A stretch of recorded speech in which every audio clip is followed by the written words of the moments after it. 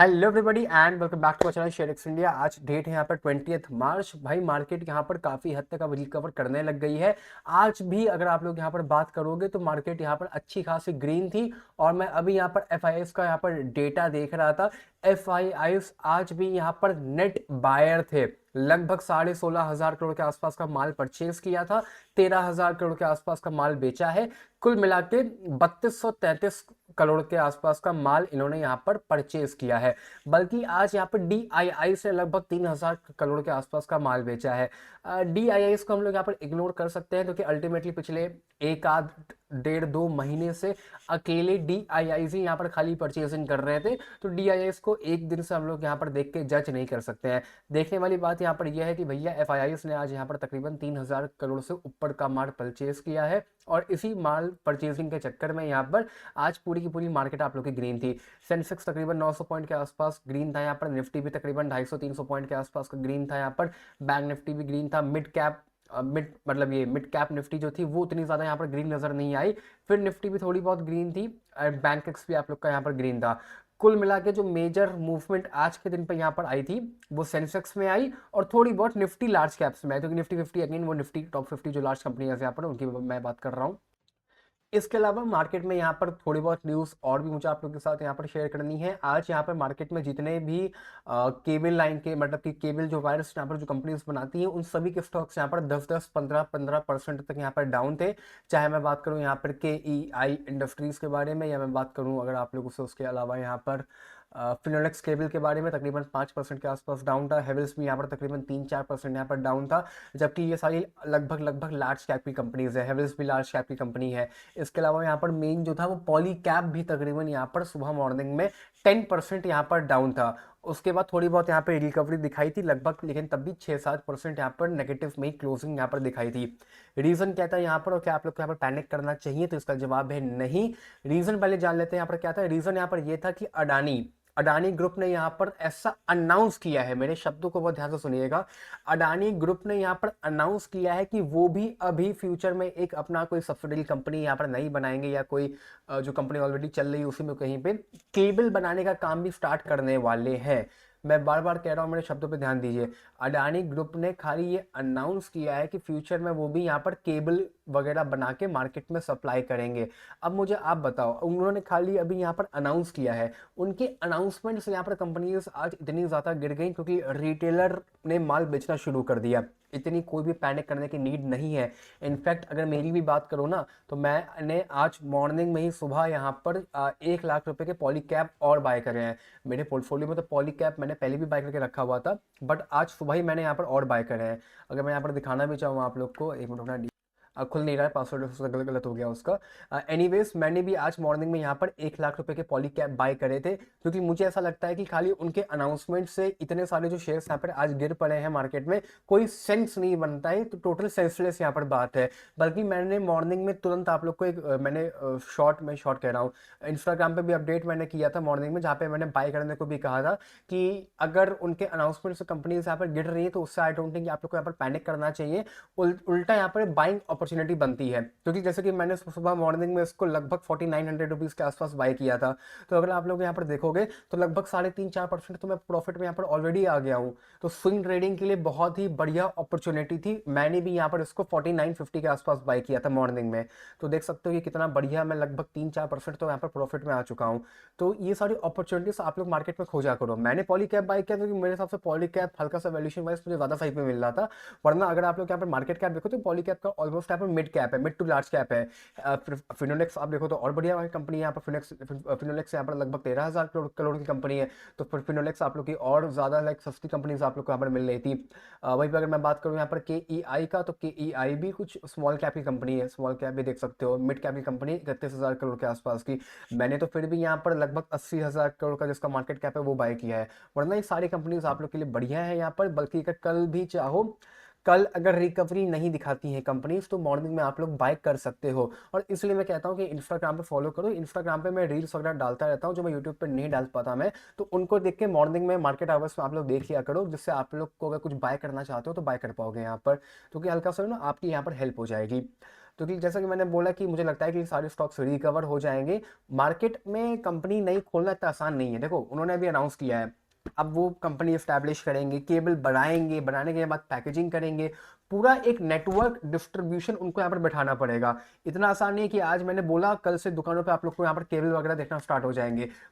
एक होलसेलर बैठाना पड़ेगा, रिटेलर से लेकर टाइप करना पड़ेगा, मार्जिन डिसाइड करने पड़ेंगे, बहुत कुछ है। लीगल वर्क भी है। लीगल वर्क में तो मैं जा ही नहीं रहा हूँ, मैं तो एकदम नॉर्मल बेसिक वर्क में जा रहा हूँ यहाँ पर, कि पूरा डिस्ट्रीब्यूशन चैनल यहाँ पर बनाना पड़ता है। इतना आसान नहीं होता है। कंपनी में लोग आपको हायर करने पड़ेंगे। और अब आप कहोगे अडानी के पास तो कितने सारे लोग हैं यहाँ पर। अरे लोग हैं तो वो दूसरे कंपनी के लोग हैं ना, अडानी विल्मर के होंगे, सोलर के होंगे, पावर के होंगे, गैस के होंगे, पोर्ट के होंगे। केबल के लिए उनको नए लोग यहाँ पर हायर करने पड़ेंगे। इतना इजी नहीं होता है ये सब, ठीक है, टाइम लगता है चीज़ों में यहाँ पर। फिर वो आएंगे, मार्केट कितनी कैप्चर करते हैं भाई। मान लो केबल की जो वायर है, मतलब केबल वायर जो आती है यहाँ पर, उसका मान लो जो मार्केट सेगमेंट है, मान लो 2 मिनट के लिए एग्जांपल के लिए वो 100 रुपए का है, तो 100 रुपए में मान लो 20 रुपए पॉलीकैब का है, 20 रुपए हेवल का है, 30 रुपए इसका है, 30 रुपए उसका है। अब कितना किसको वो तोड़ते हैं, कितनी मार्केट वो कैप्चर करते हैं, ये सारी फ्यूचर की बातें हैं। इसलिए मुझे लग रहा था कि बहुत बढ़िया अपॉर्चुनिटी थी, इसलिए मैंने तो वही अपॉर्चुनिटी में बाय कर लिया है। बाकी कल देखो, अगर कल रिकवर नहीं करता है तो आप लोग बाय कर सकते हो। और कोई बहुत ज़्यादा टारगेट नहीं होगा मेरा, ठीक है, 5-10% महीने भर में मिल जाएगा तो वो बुक करके एग्जिट ले लिया जाएगा, ठीक है। बस इतना ही था यहाँ पर। इसके अलावा कल की वीडियो में मैंने डिस्कस किया था कि मैंने यहाँ पर फार्मा और केमिकल्स के स्टॉक्स मैंने कभी भी डिस्कस नहीं करे थे, तो इसलिए आज मैं यहाँ पर थोड़े से केमिकल्स वगैरह के स्टॉक्स डिस्कस कर रहा हूँ।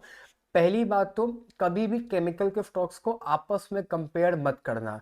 ये मैं टिप दे रहा हूँ आप लोगों को। रीजन क्या है, सारे केमिकल्स के जो स्टॉक्स हैं, आपको इंडस्ट्री पी नजर आ रहा है ना 44.66 का, इसको प्लीज मत देखना। रीजन क्या है, क्योंकि कहने को तो ये सारी केमिकल की कंपनियां हैं, लेकिन ये सारी यहाँ पर अलग अलग केमिकल बनाती हैं। मैं रिपीट कर रहा हूँ, ये एडवाइस दे रहा हूँ, इसको एज अ टिप इसको फॉलो करो। एग्जाम्पल के लिए एक रैंडम एग्जांपल देता हूँ अगेन, ठीक है। दीपक नाइट्राइट हो सकता है वो केमिकल्स बनाती है जो आप लोग के यहाँ पर जमीन साफ करते हो, ठीक है। रैंडम एग्जांपल दे रहा हूँ, 2 मिनट के लिए सुनना मेरी बात को।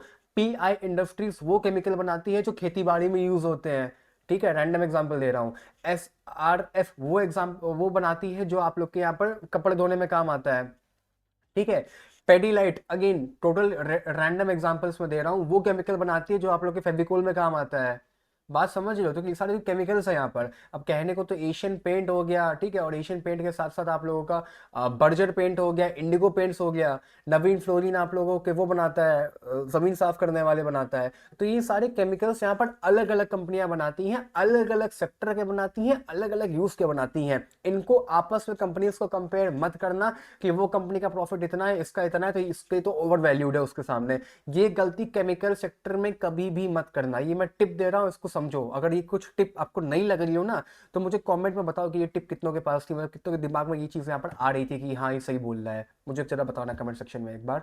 बाकी केमिकल सेक्टर में आजकल क्या है ना कि प्रॉफिट मार्जिन उनके थोड़े से हिले हुए हैं। जैसे कि मेरे पास दीपक नाइट्राइट मैंने सन 2020-21 में नहीं, हाँ 21 में, सन 2021 में मैंने एक दीपक नाइट्राइट तकरीबन 1 या 2 लाख रुपए के बाय करके रखे हुए थे, और मैंने वो बेच दिए थे। मैंने यहाँ कहीं बाय करे थे 21-21 में 2000 रुपए के, नहीं 1700-1500 रुपए के आसपास मैंने बाय किया था, और मैंने उसको बेच के निकल गया था। मैं यहाँ पर तकरीबन 100% के आसपास, 90% के आसपास मेरा प्रॉफिट था।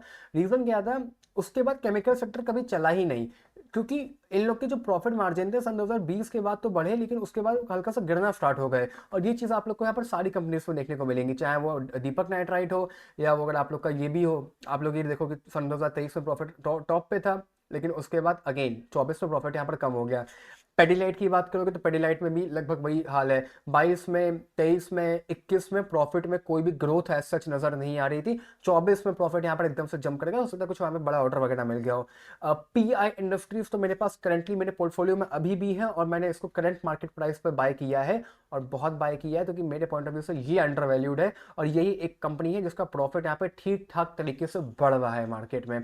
इसके अलावा नवीन फ्लोरिन की भी अगर बात करोगे यहाँ पर, तो तकरीबन स्मॉल कैप कंपनी है, 20,000 करोड़ के आसपास की। यहाँ पे भी प्रॉफिट वगैरह देखो तो 2021, 22, 23, 24 कांस्टेंट है, साइडवेज है, कुछ खास बढ़ नहीं रहा है। लक्ष्मी ऑर्गेनिक का तो आईपीओ मेरे सामने आया था, हो सकता है कि आप लोग के भी सामने यहाँ पर आया होगा। लगभग 650 रुपए के आसपास की लिस्टिंग हुई थी इसकी। ये देख सकते हो, ये 550 या 600 रुपये तक गया था और गिरता गिरता गिरता लगभग 70-80% यहाँ पर गिर चुका है। 4-5 हज़ार करोड़ की कंपनी है और प्रॉफिट की बात करोगे यहाँ पर तो अगेन साइडवेज है।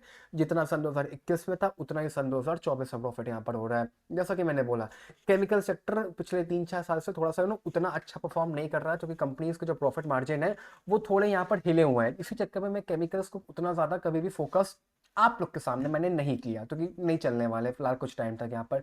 अभी आपस में डिस्कस कर रहा हूँ, बने रहो वीडियो में। टाटा केमिकल के साथ भी यही हाल है।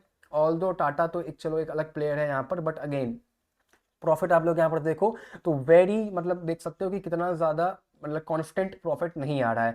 जितना प्रॉफिट सन 2021 में था उतना ही प्रॉफिट यहाँ पर सन 2024 में था। तो शेयर प्राइस भी जितनी सन 2021 में रही होगी उतनी ही सन 2024 में आप लोग को यहाँ पर देखने को मिलेगी। सिंपल मैथ्स है यहाँ पर।